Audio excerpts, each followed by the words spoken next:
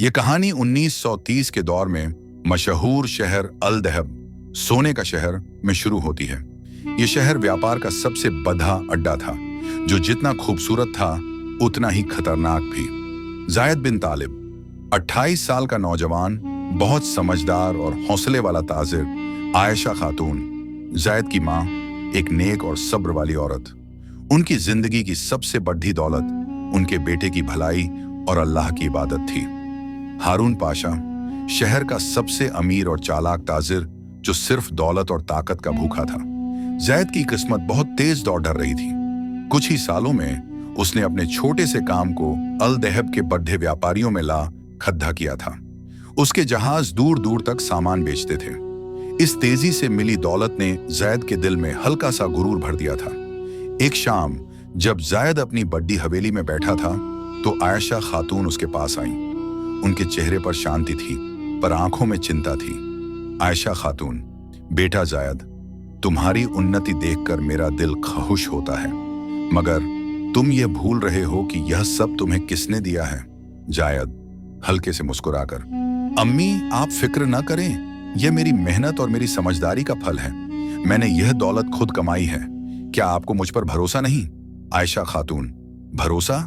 हाँ बेटा, तुम्हारी मेहनत पर नहीं, तुम्हारे रब की रहमत पर। तुमने आज अस्र की अजान सुनी, फिर भी तुमने अपने कागजों को ज्यादा जरूरी समझा।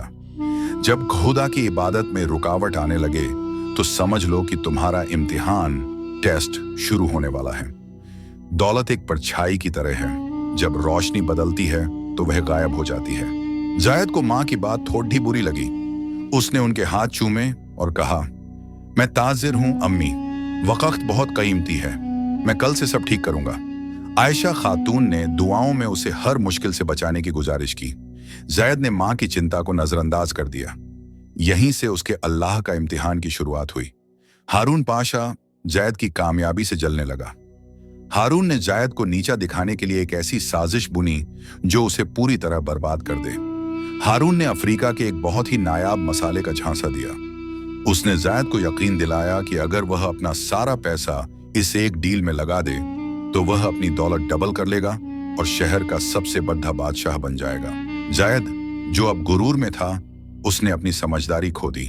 उसने हारून की बातों पर आंख बंद करके भरोसा किया और अपनी सारी जमा पूंजी, अपनी हवेली और जहाजों को गिरवी रखकर हारून के झूठे मसाले के कारोबार में लगा दिया। जायद का एक पुराना और भरोसेमंद दोस्त था, फहीम।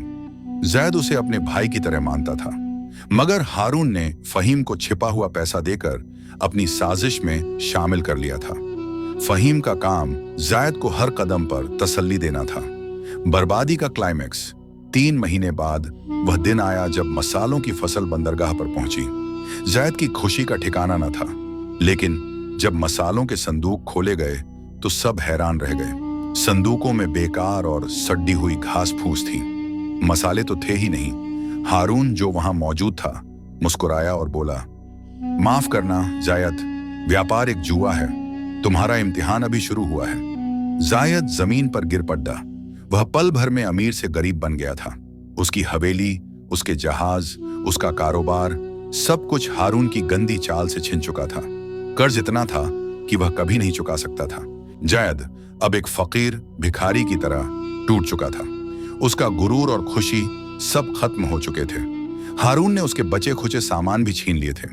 जब जायद अपनी मां के सामने आया तो वह बहुत शर्मिंदा था। जायद, अम्मी, मैं बर्बाद हो गया, मैंने आपकी बात नहीं मानी, अल्लाह ने मुझसे सब कुछ छीन लिया, मैं अब जीना नहीं चाहता। आयशा खातून, उनके चेहरे पर शांति थी। अस्तगफिरुल्लाह बेटा, अल्लाह कुछ छीनता नहीं, वह सिर्फ आजमाता है। तुमने जब दौलत में खुशियां ढूंढी तो तुम दौलत के गुलाम बन गए, लेकिन जब तुमने वही खुशी सजदे में ढूंढी तो तुम खुदा के बंदे बन जाओगे। उन्होंने जायद को गले लगाया। आयशा खातून, तुम्हारी यह मुसीबत जायद तुम्हारी आजमाइश नहीं, मेरी दुआओं का इम्तिहान है। मैं हमेशा खुदा से कहती हूँ, या अल्लाह, मेरे बेटे को बेहतरीन से नवाजना। अगर यह दौलत उसे तुझसे दूर करती है तो वह दौलत ले लेना।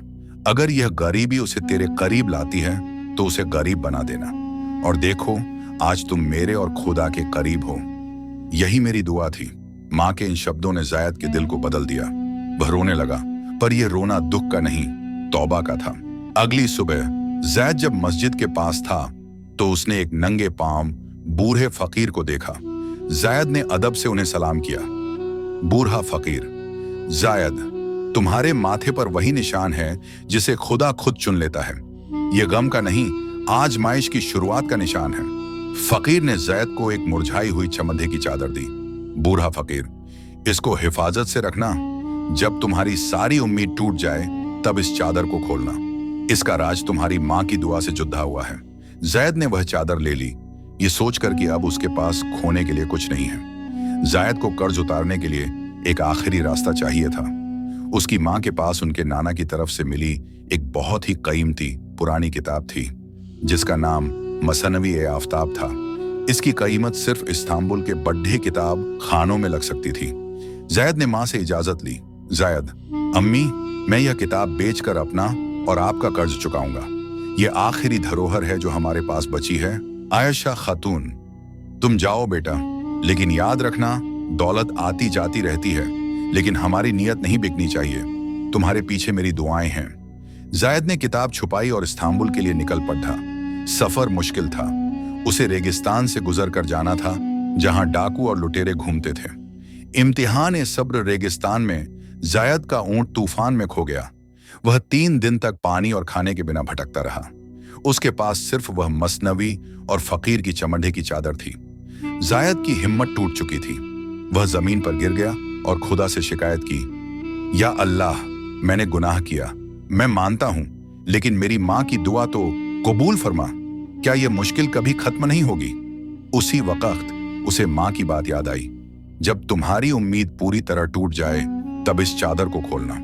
वह कांपते हाथों से उस चमड़े की चादर को खोला। चमड़े की चादर मुरझाई हुई नहीं थी, बल्कि एक पुराना हल्के रंग का पार्चमेंट, लिखने वाला पुराना कागज था। उस पर कोई दुआ नहीं थी, बल्कि पुरानी अरबी में एक पहेली लिखी थी। जहां सूरज की दुल्हन सो रही है, वहां पानी का बेटा जाग रहा है। वहां मिलता है जिसकी रूह दौलत को ठुकराती है। जायद इस पहेली को नहीं समझ पाया। उसकी आखिरी उम्मीद भी टूट गई, मगर वह हिम्मत करके उठा और आगे बढ़ता रहा। इसी वक्त एक कबीला, जनजाति के लोग उसके पास से गुजरे और जायद उनकी मदद से इस्तांबुल तक पहुंचा। जायद मुश्किलों से गुजरकर इस्तांबुल पहुंचा। उसके पास मसनवी-ए-आफ्ताब थी, जिसे उसने शहर के सबसे बड़े किताब फरोश उस्ताद कमाल के पास बेचने का फैसला किया। मगर हारून पाशा को जायद के इस आखिरी धरोहर के बारे में पता था। उसने जायद के पीछे अपने आदमी लगा दिए थे। जब जायद उस्ताद कमाल के दफ्तर में मसनवी की क़दीमत के लिए इंतजार कर रहा था, तो वहां उसका सबसे भरोसेमंद दोस्त फहीम नजर आया। जायद खुशी से: फहीम, तुम यहाँ कैसे? लगता है खुदा ने तुम्हें मेरी मदद के लिए भेजा है। फहीम झूठी मुस्कुराहट के साथ: हाँ जायद, मैं तुम्हारी मदद के लिए आया हूँ। हारून पाशा ने मुझे तुम्हारा कर्ज चुकाने के लिए भेजा है। तुम मसनवी मुझे दो, मैं इसको हिफाजत से रखूंगा। जायद ने दोस्ती पर भरोसा करते हुए मसनवी फहीम को दे दी। अगले ही पल 2 ताकतवर गुंडे जायद को घेर लिए। फहीम बुरी हंसी हंसते हुए जायद से बोला: फहीम, जायद, तुम्हारा इम्तिहान अभी खत्म नहीं हुआ। मैं हारून का सिर्फ साथी नहीं, मैं ही उसकी आंखें और कान था। तुम्हारा गुरूर ही तुम्हारी सबसे बड़ी कमजोरी थी। फहीम ने मसनवी अपने हाथ में ली और हारून के गुंडों को जायद को बंदी बनाने का इशारा किया। जायद चिल्लाते हुए: दोस्त, तुमने ऐसा क्यों किया? तुमने दोस्ती को बेच दिया। फहीम: दोस्ती से पेट नहीं भरता जायद। हारून ने मुझे इतनी दौलत दी कि तुम्हारी दोस्ती उसके सामने कुछ नहीं थी। तुम्हारी माँ की दुआ शायद तुम्हें बचा ले, लेकिन मेरी किस्मत तो अब हारून के साथ है। जायद को हारून के गुंडों ने पकड़ दे लिया और जमींदोज गोदाम में कैद कर दिया। जायद कैद में अकेला था। उसके पास सिर्फ कपड़े और वह मुरझाया हुआ पार्चमेंट था। उसकी आंखों में आंसू और जुबान पर सिर्फ अपनी माँ का नाम था। अम्मी, आपकी दुआ कहाँ है? मैं अकेला हूं। उसी वक्त गोदाम का दरवाजा खुला और अंदर उस्ताद कमाल आए। उस्ताद कमाल: जायद, मैं हारून का आदमी नहीं हूं। मैं तुम्हारी माँ को जानता हूं। उनका नाम यहाँ के बुजुर्गों में इज्जत से लिया जाता है। तुम्हारी माँ की दुआ का असर है जो मुझे तुम तक ले आया। उस्ताद कमाल ने बताया कि हारून उसे कल सुबह गुलामी के लिए बेचने वाला है। जैद ने रोते हुए वह पार्चमेंट निकाला और उस्ताद कमाल को दिखाया। जैद, क्या आप यह पहेली समझ सकते हैं उस्ताद? शायद यह कोई राज है जो मेरी जान बचा सके। उस्ताद कमाल ने पार्चमेंट देखा और उनकी आंखों में हैरानी आई। उस्ताद कमाल, ए नौजवान, ये पार्चमेंट कोई मामूली चीज नहीं। इस पर जो निशान है वह अहबाब उल खशब, लकड़ी के दोस्त कबीले का है। ये लोग जमीन के नीचे छुपी दौलत के राजदार थे। उस्ताद कमाल ने पहेली का मतलब बताया। जहां सूरज की दुल्हन सो रही है, सूरज की दुल्हन, ये इस्तांबुल की मशहूर इमारत आया सोफिया का पुराना नाम है। वहां पानी का बेटा जाग रहा है। पानी का बेटा आया सोफिया के नीचे मौजूद एक पुराना गुप्त जमीन के नीचे का तालाब वहां मिलता है जिसकी रूह दौलत को ठुकराती है। उस्ताद कमाल ने कहा, यह कोई सुनहरी खजाना नहीं बेटा, यह वह मसनवी आफताब की दूसरी जिल्द है जो तुम्हारे परदादा ने यहां छुपाई थी। वह मसनवी जो फहीम ने छीन ली, उसकी दूसरी जिल्द इस तालाब में छुपी है और इसकी कीमत पहली जिल्द से हजारों गुना ज्यादा है। यह एक बड़ा ट्विस्ट था। फकीर ने जैद को कोई जादुई चीज नहीं बल्कि उसके अपने ही खानदान की छुपी हुई धरोहर का राज दिया था जो उसके गुरूर से दूर रखी गई थी। जैद और उस्ताद कमाल उसी रात जमीन के नीचे के तालाब में गए। उन्हें वहां एक पुरानी दीवार मिली। इधर हारून पाशा और फहीम जैद की तलाश में उसी तालाब तक पहुंच गए। हारून पाशा जोर से, जायद, तुम कहां जाओगे? तुम्हारी मां की दुआ भी अब तुम्हें नहीं बचा सकती। तुम्हारा आखिरी माल मेरे पास है। जायद ने घबराहट में वह दीवार जोर से धक्का दिया। दीवार टूट गई। अंदर एक छोटे कमरे में मसनवी आफताब की दूसरी जिल्द चमक रही थी और उसके साथ एक बद्धा लोहे का संदूक रखा था। जायद हारून से, तुमने मेरी दौलत छीनी, मेरे दोस्त को खरीदा, मगर तुम मेरी मां की दुआ को नहीं छीन सकते। ये मेरी दौलत नहीं, मेरे ईमान का इम्तिहान है। हारून और फहीम दौलत की भूख में मसनवी की जगह उस लोहे के संदूक की तरफ लपके। उन्हें लगा कि वही असली खजाना है। हारून और फहीम ने संदूक का ताला तोड़ ढा। जब वह संदूक खुला तो उसमें सिर्फ अल दहब के व्यापार के कानून की एक पुरानी किताब थी और उस किताब के नीचे एक छोटा सा पीतल का छल्ला था जिससे एक झड़ से भरी सुई झुद्दी हुई थी। जैसे ही हारून ने संदूक में हाथ डाला, सुई उसकी उंगली में चुभी। हारून दर्द से चिल्लाते हुए, यह क्या है? उस्ताद कमाल शांत आवाज में, यह दौलत को ठुकराने वालों के लिए सुरक्षा थी। यह कानून की किताब यह बताती है कि लालच का अंजाम क्या होता है। तुम्हारे परदादा जानते थे कि असली खजाना किताब की दूसरी जिल्द है, मगर जो कोई भी उस पर पहले हाथ डालेगा, जिसे वह खजाना समझेगा, उसे सजा मिलेगी। हारून पाशा वहीं जमीन पर गिर पड़ा। उसके चेहरे पर गरूर की जगह अब मौत का डर था। फहीम यह सब देखकर कांप उठा और घुटनों पर बैठ गया।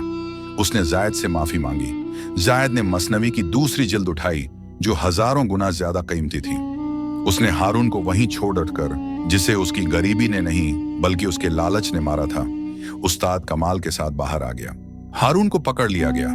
जायद ने मसनवी की दोनों जिल्दें इस्तांबुल के सबसे बड़े शेख को बेच दी। इस बार उसकी दौलत पहले से भी ज्यादा थी, लेकिन जायद अब बदल चुका था। वह अल दहब वापस आया। सबसे पहले उसने अपनी मां के पैर छुए। जायद, अम्मी, आपकी दुआ ने मुझे बचा लिया। वह फकीर, वह पहेली, वह मसनवी की दूसरी जिल्द, ये सब आपकी दुआओं का फल था। अल्लाह ने मेरा इम्तिहान लिया ताकि मैं दौलत और घमंड की हकीकत समझ सकूं। आयशा खातून, बेटा, अल्लाह का इम्तिहान हमेशा मुश्किल होता है, लेकिन उसका इनाम हमेशा बेहतरीन होता है। तुम्हें दौलत नहीं बल्कि ईमान और सब्र मिला। तुम्हारी मां की दुआ में सिर्फ दौलत नहीं, तुम्हारी असली कामयाबी छुपी थी। जैद ने अपने सारे कर्ज चुका दिए। उसने फहीम को भी माफ कर दिया और उसे अपने कारोबार में एक छोटा सा काम दे दिया ताकि वह अपनी गलती सुधार सके। जैद बिन तालिब अल दहब का शाह ताजिरान फिर से बना, लेकिन इस बार उसकी ताकत उसकी दौलत में नहीं बल्कि उसके ईमान और उसकी मां की दुआ में थी। सबक: दौलत आती जाती रहती है, लेकिन मां की दुआ और अल्लाह पर यकीन हमेशा इंसान की हिफाजत करते हैं। अगर ये कहानी आपके दिल को जरा सा भी छू गई हो, अगर जायद की यह सफर आपको ईमान, सब्र और माँ की दुआ की कीमत महसूस करवा गई हो। तो मेरे हमसफर, हमारी इस छोटी सी दुनिया को थोड़ा सा उजाला देने में हमारा साथ दीजिए। चैनल को सब्सक्राइब कीजिए ताकि अगली दास्तान सीधे आपके दिल तक पहुंचे।